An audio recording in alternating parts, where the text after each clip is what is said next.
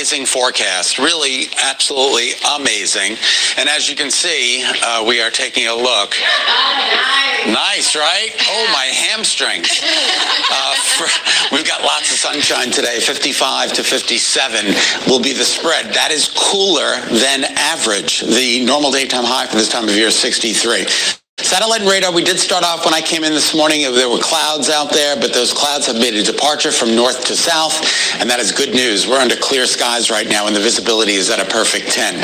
Town by town we go. Temperatures in the low 50s and mid to upper 50s in inland Connecticut. But again, you'll notice those arrows coming out of the north and west. That's going to be a steady breeze today, if not downright windy. We're expecting gusts 25 to 30, maybe even a 35-mile-an-hour wind gust during the day today, and that's going to make these temperatures feel about 10 degrees cooler. So you got to plan accordingly. Grab a jacket or a sweatshirt as you're heading out the door. Futurecast, there's nothing on it, so we're not going to spend too much time on it. Let's get to the awesome sunrise shots we've got for you in Torrington. Good morning to you as we take a look at Hartford. Good morning to you as we take a look at Old Saybrook. Just a really special start this morning. Temperatures are chilly. They're in the upper 30s in northwest Connecticut to lower to mid 40s in other parts of the state. They're going to warm up into the low 50s, upper 50s in central Connecticut. Your 7-day forecast, the Wolfpack game is tomorrow. What a great day for a game indoors, but traveling there is going to be great. Saturday, Sunday, both looking good. 72 on Sunday, some morning rain on Monday, giving way to partial clearing in the afternoon. Tuesday looks good. Wednesday, scattered showers. Take it away. All right, you ready for this? I'm ready. Ginger Rogers danced with Fred Astaire.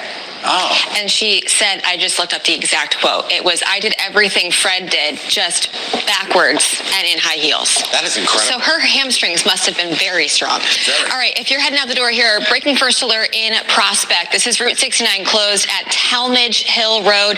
Jeff Cullen is our photojournalist. He corrected me on the pronunciation. I do appreciate that. So again, this area blocked off. We're dealing with just a couple dozen power outages through the area as well. Rest of the state, though, looking good. Oh my gosh, look at this sunrise in New Britain. That's fantastic. Live look outside Route 72 here this morning. We're going to wait for that daytime construction work to pick up in just a couple of hours. Your drive time is looking pretty typical for this time of morning, starting to slow down through Fairfield County. That's a quick check at your Connecticut Chevy First Alert traffic report, driven by your Connecticut Chevy dealers. All right, Kate, thanks. 6:21 now, and open enrollment now underway for people on Medicare as the cost of your premiums are expected to go up. What older folks in our state need to know about it this morning.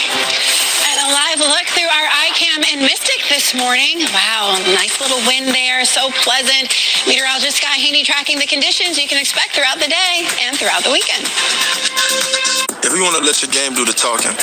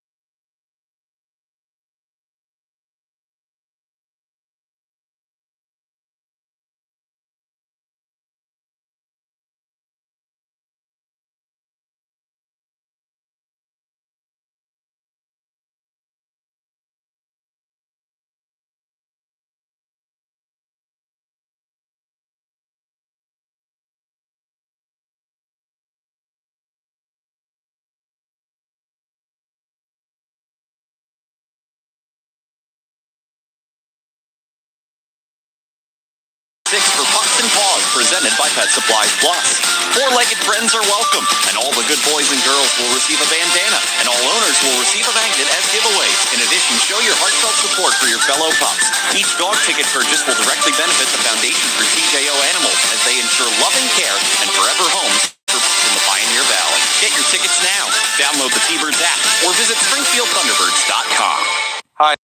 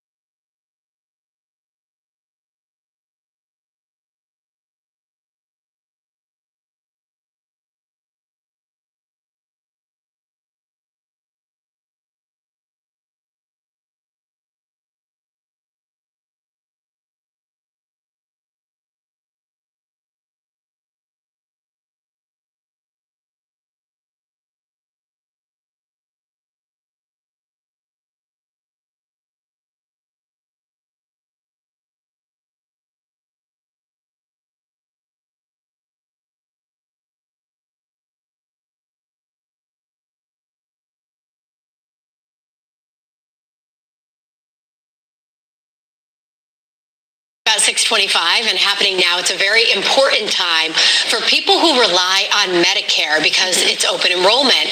It's allowing you to review your plans and make changes without being penalized. And it could be a big decision this year. A Medicare trustees report finds your coverage could soon cost more. They predict that Part B monthly premiums will rise by over $20. Premiums for the Part D prescription plan could increase by $50.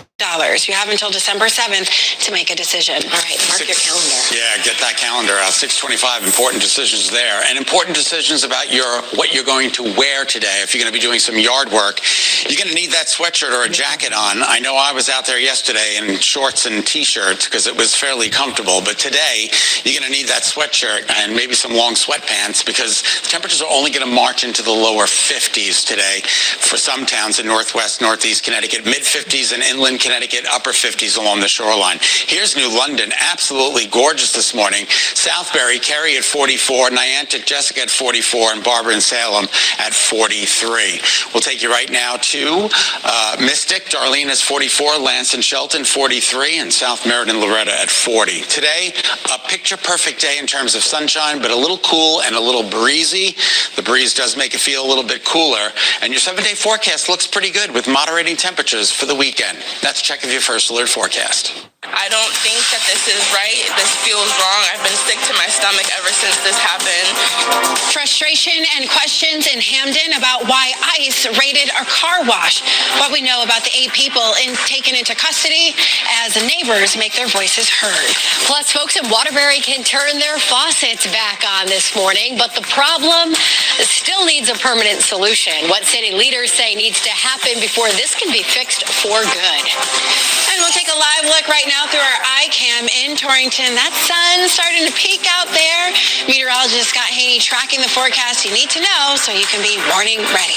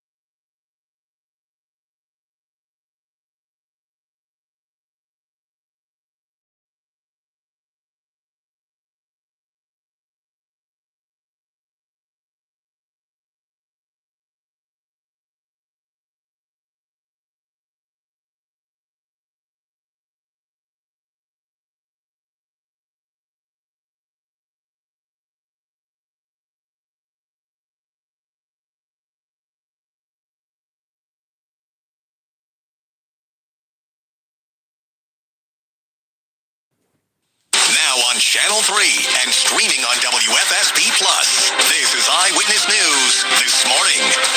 Ahead here at 6:30 on Eyewitness News, local lawmakers raising concerns about homeschooling after the death of 12-year-old Jacqueline Torres went unnoticed for a year. Why they believe the practice could open the door for abuse. Those are not my nieces. Those are not the girls that I raised. They look crazy, Plus, an Eyewitness News exclusive, the great aunt of the New Britain 12-year-old allegedly killed by her mother speaks out what she says her role into this tragedy. This is sad, and I think that we should be rageful as a community. Plus, neighbors sharing their frustration this morning after ICE agents detained 8 people at a car wash. That incident caught on camera as well. We're explaining what happened this morning. Good morning, everyone. Thank you for joining us. I'm Tracy McCain. I'm Caitlin Nuclear. We're tracking a lot of big stories around the state this morning, including how they will impact you, and that includes the forecast. So let's get right over to meteorologist Scott Haney, who's tracking that weather as we head out the door this morning. Hey, Scott. It's a little bit chilly. Yeah. That feeling outside. 39 in Salisbury, 37, a cluster of 37s in Holland, Willamette, Norwich. And tomorrow morning when you join us at 4:30, these numbers are going to be even cooler. Get ready. We're down substantially, 14 degrees cooler than just 24 hours ago. That's pretty remarkable. But the good news is the air is completely dried out. Look at the dew points in the 30s. We'll take that, right? That's awesome. All right, the winds are not bad right now. They're between 5 and 10. But as the morning wears on, the sun's up. It's going to disturb the atmosphere. The winds are going to pick up out of the north and west, and we're going to be left with some pretty breezy conditions today. So it's Thursday, 52 to 59 is the spread. Nice, a cooler start than yesterday. A beautiful day, but it's going to be breezy, if not downright windy, with gusts 25 to 30 miles an hour, maybe even an occasional 35-mile-an-hour gust, which is going to make temperatures in the upper 50s below average temperatures feel even cooler. So grab that jacket or sweatshirt as you're heading out the door. Your 7-day forecast is just minutes away. Kate, good morning. All right, good morning, Scott. Good morning, everyone. Let's get you back to this first alert here in Prospect. Route 69 closed here. We've got a crash that took place just a short time ago at Talmadge Hill Road. That's where this area is blocked off. A couple dozen power outages reported by Eversource through that area as well. Rest of the state is doing just fine. No real substantial delays. Overnight construction has wrapped. That daytime work will pick up between about 8:30 and 9 o'clock. More than an hour and a half ride down through Fairfield 95 southbound towards the George Washington Bridge. So that normal traffic volume through that stretch is picking up. Check at your Connecticut Chevy First Alert traffic. Driven by your Connecticut Chevy First. Well, happening now, lawmakers from our state looking at how to improve protections for children being homeschooled. Yeah, the renewed focus comes after 12-year-old Jacqueline Torres was allegedly killed by her mom and her mother's boyfriend. Investigators say Jacqueline was taken out of public school after 5th grade. And some lawmakers say a lack of oversight for homeschooling can open the door for abuse. Advocates for homeschooling want the Department of Children and Families to be held accountable for this. In a Channel 3 exclusive, we're hearing from Jacqueline Torres' great aunt. Yaxi Garcia says Jacqueline mostly lived with her father until her mother gained custody 3 years ago. The father moved to another state, and the great aunt believes taking Jacqueline out of public school allowed her disappearance to go unnoticed for a year. I would have definitely asked questions. I would have made phone calls. I would have done anything that was in my power to find out what was going on. Garcia believes Jacqueline's mother suffered abuse by her boyfriend, who is also charged with murder in Jacqueline's death. You can find our full exclusive story with Jacqueline's great aunt on our website or the WFSB app. That's what I just said. Oh my God, I am really, really shocked. I cannot believe ICE is so close to us, like right here. Oh no. Yeah, people in Hamden demanding action this morning after agents raided a local car wash and took 8 people into custody. Your reporter, Roger Susandan, has been on top of this. He's on Dixwell Avenue with some of the information you need to know. eyewitnesses tell us is so heartbreaking about this situation. And, Hamden's mayor tells us that a married couple, a husband and wife who were also parents, were among the 8 people who were detained. Now, yesterday, ICE agents apparently walked right through this door in a raid that was all caught on camera here at Optimo Car Wash. And take a look at your screen. You can see in this footage agents sweeping into this and eventually leading people out in handcuffs. Now, eyewitnesses tell us that a team of at least 10 ICE officers worked together to remove 8 people from the car wash, 7 employees and 1 customer. Hamden's mayor says some of the people who were detained have school-aged children, but town leaders say they don't know the identities of all of the people who were taken and that ICE did not give them a heads up in advance. One eyewitness tells us she'll never forget the sights and the sounds and the sheer terror. I heard the tires screeching to a halt, and I ran to the window, and that's when I saw the masked men, and then I heard a scream.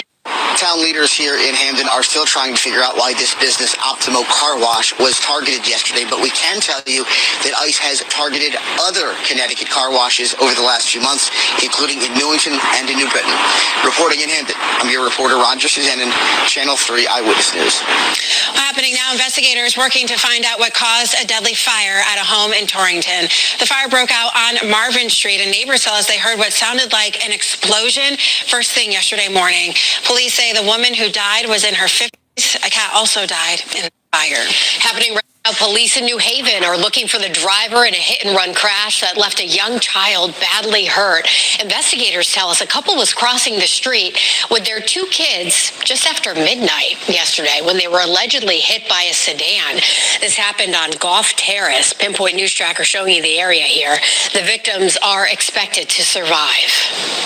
A major update for people in Waterbury. Everyone can finally go back to using their tap water as normal. Test results show the water is safe, which means the boil water advisory is over. 1,500 homes and businesses were impacted while crews made repairs to last month's water main break. However, the city says this is a temporary fix. Permanent repairs will have to wait until work on Thomaston Avenue is complete. Happening today, the former director of school construction for the state will be taking the stand in his federal bribery trial. Costa Diamantis is accused of stealing thousands of your tax dollars in bribes and kickbacks. He says he is not guilty. Your reporter Taylor Knight live in Bridgeport with what we can expect as he takes the stand today. Well, from day one of this trial, Diamantis has suggested that he could take the stand, and today that is finally expected to happen right here at this federal courthouse in Bridgeport. Diamantis is facing 22 federal counts, including bribery, extortion, conspiracy, and making false statements to investigators. Diamantis is accused of steering no-bid contracts to help himself and his family while he oversaw school construction across Connecticut between 2018 and 2021. Prosecutors say Diamantis took tens of thousands of dollars in bribes during his time with the Lamont administration. One witness said that Diamantis told him he was using that money to pay for his daughter's tuition and wedding. In total, prosecutors say there were 4 school construction projects that Diamantis was involved in, including Weaver High School in Hartford. Diamantis has pled not guilty to all of the charges against him. Your chief political reporter, Susan Rath, will be in the courtroom when he testifies later today. She will have updates for you on air and online at WFSB.com. Reporter in Port, Taylor Knight.